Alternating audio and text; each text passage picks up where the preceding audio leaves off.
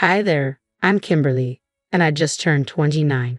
Once, I made the questionable choice to marry a man burdened with a mountain of issues. I was under the misguided impression that love could fix everything. I thought I could help him see his own worth. How wrong I was. While love is powerful, it's not a magic wand that can teach someone self-worth. Let's call my ex Joseph. He was consumed by the need to please his parents, not just the usual desire to make them proud, but an all-encompassing obsession that dictated his every move. It was as if his self-esteem was entirely dependent on their approval. As for his parents, whom I'll refer to as Mr. and Mrs. Ellis for anonymity, they were classic disengaged parents. Their lack of involvement left Joseph yearning for their attention and validation, which was truly heartbreaking to witness. I soon realized I couldn't fill the emotional void they created. To make matters worse, Joseph had a terrible habit of draining our savings on extravagant gifts and vacations for them, expenses that were completely unnecessary. It felt like our money vanished directly into Mr. and Mrs. Ellis's pockets, amplifying my frustration. This reckless spending sparked constant arguments, leaving me feeling as though I was in a competition for Joseph's attention with his parents. It was exhausting and toxic for our marriage. Despite the chaos and ongoing disagreements, my feelings for Joseph remained steadfast. I hoped he would eventually break free from his parents' unrealistic expectations and find true happiness within himself. But it became painfully obvious that my love alone wasn't enough to pull him away from their harmful influence. Brace yourselves, the story takes a sharper turn. One day, Joseph approached me, his expression serious, hinting that he had something significant to share. Given our tumultuous history, I prepared for another conflict, unaware of the bombshell that was about to drop. "Kimberly, there's something important I need to discuss," he began, setting a grave tone. "What's going on?" I asked, already bracing for impact. "It's about my parents. They're retiring soon, and I've been thinking of surprising them with a luxury vacation. It'll be a pretty penny," he said, a mix of excitement and apprehension in his voice. "That sounds lovely, but as long as it comes from your personal savings." "I don't want to dip into our joint savings again," I replied, hoping to sidestep another financial argument. "I don't have enough on my own. I was hoping to use some of our savings," Joseph admitted, looking hopeful yet anxious. "Joseph, if it's beyond what we can comfortably afford, maybe we should reconsider," I suggested gently, trying to ground him in reality. But he quickly lost his cool. "You just don't get it, Kimberly. I love my parents. I want to do something extraordinary for them." "Love isn't about counting every penny, it's about grand gestures," he argued passionately. I responded, "But love also means being there for each other and making sacrifices together, not at the expense of our financial stability. This trip might mean a lot to them, but we have to consider our future too." Joseph remained adamant. "I have to do this for them. I thought you of all people would understand. They're everything to me." "And you're everything to me, Joseph, but we need to be practical. We can't just deplete our savings for a single trip," I reasoned, hoping to find some common ground. He accused me of being selfish, unable to grasp the significance of his gesture. "It's not about being selfish, it's about being sensible and planning for what's ahead," I explained, curious about how much he intended to spend. When he mentioned needing all of it, my heart sank. "All of our savings? That's reckless," I exclaimed, shocked by the scale of his request.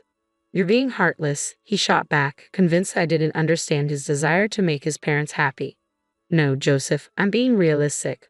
We can't afford to give away $85,000 on a whim," I said, my patience wearing thin. His offhand mention of getting the money back later only deepened my frustration. "Really, Joseph? That's not how this works," I snapped, my sarcasm barely hiding my disbelief. It was clear we had reached an impasse, our differing views on love, responsibility, and financial security colliding more than ever. The argument escalated, our voices rising, and soon objects were flying across the room, shattering on impact as if punctuating our heated exchange. In the midst of this chaos, Joseph dropped a bombshell. "If you can't support me on this, I want a divorce." He probably expected me to panic, to desperately cling to the remnants of our marriage. Instead, I found a calm resolve within myself. "Okay, Joseph, if that's truly what you want." The shock on his face was unmistakable. He had anticipated tears, pleas for him to reconsider, but all he got was my unwavering stance. I was done indulging his fantasies. If he wanted to squander his future chasing shadows, he was free to do so without me. I didn't hold back my words.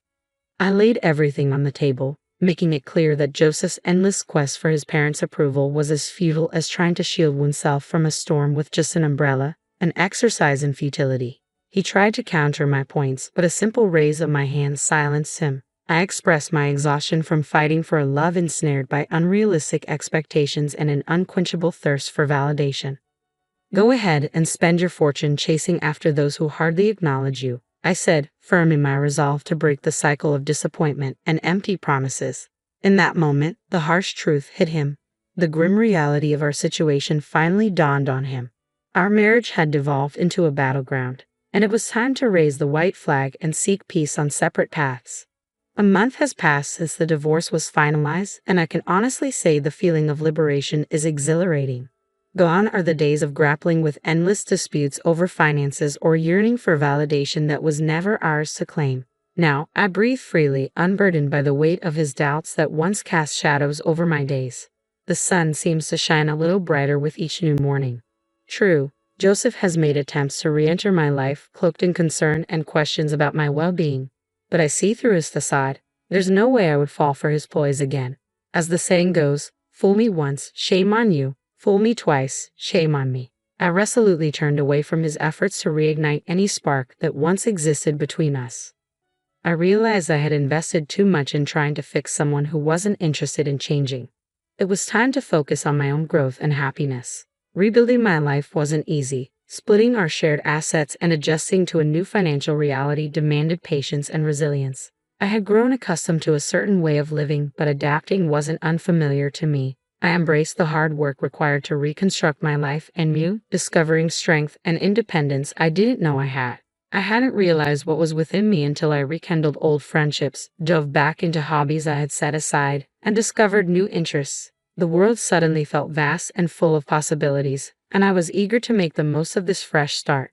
Of course, there were moments filled with self-doubt and solitude, and adjusting to a new budget was a challenge. The wounds from my dissolved marriage didn't heal overnight, but with each passing day, I found solace in knowing I was no longer sacrificing my happiness for someone else's insecurities. The ease with which I moved forward felt like a sign that I had clung to a lost cause for far too long. It amazed me how much I could achieve once freed from that burden. A month later, I was still navigating these adjustments, but I was flourishing all the same. Joseph's incessant messaging took on a new tone. He now painted himself as the protagonist of a dramatic tale, claiming to be in danger and insisting that I meet with him. Exhausted by his constant attempts to contact me, I knew it was time to confront the situation. Joseph, we've been through this. We're divorced. It's time for us to move on, I stated firmly. Kimberly, please. I just need a moment to explain. I'm in serious trouble and you're the only one I can turn to for help, he implored. Perhaps it was the long absence of his voice, or maybe he truly sounded scared, but against my better judgment, I agreed to meet. Fine, but we're not meeting at my place. Let's go to that cafe we used to frequent. No tricks. Understood?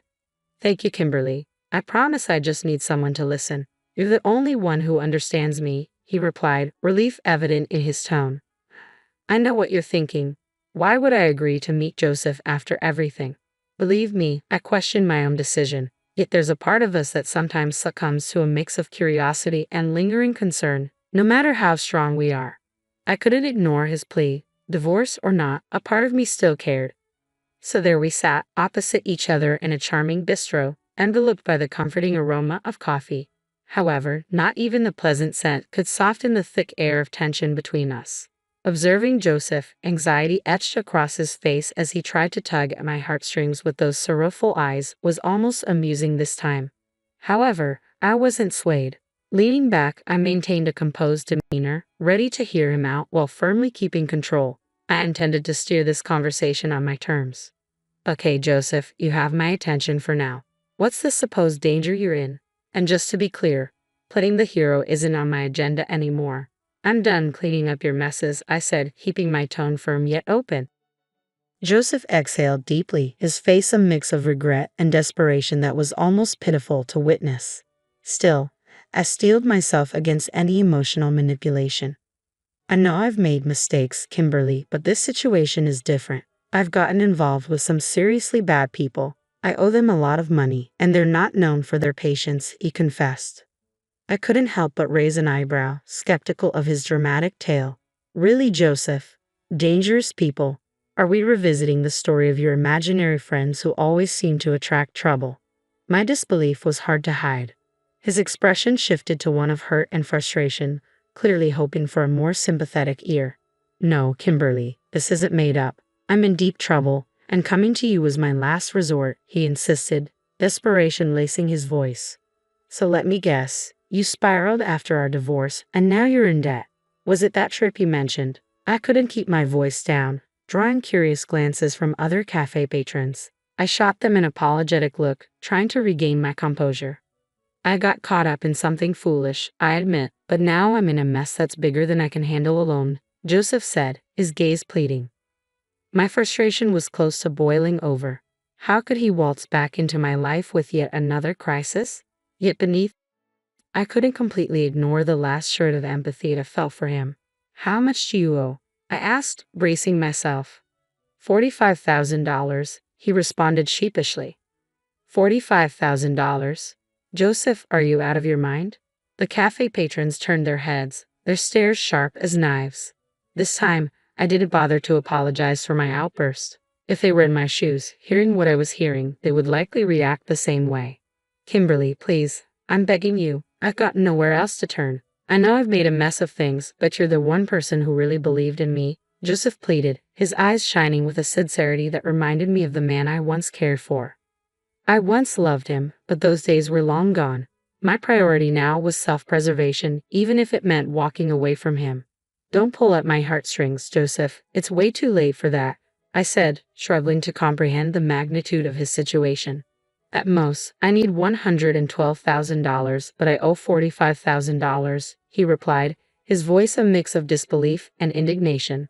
Overwhelmed, he began to cry, oblivious to the uncomfortable glances from others around us. Joseph, calm down. This isn't the place for a scene, I said, trying to grasp the full extent of his predicament. What's going to happen if you don't pay it back? They're threatening to hurt me, Kimberly. I'm not joking. This is really bad, he managed between sobs. I recognized the gravity of his situation and softened a bit.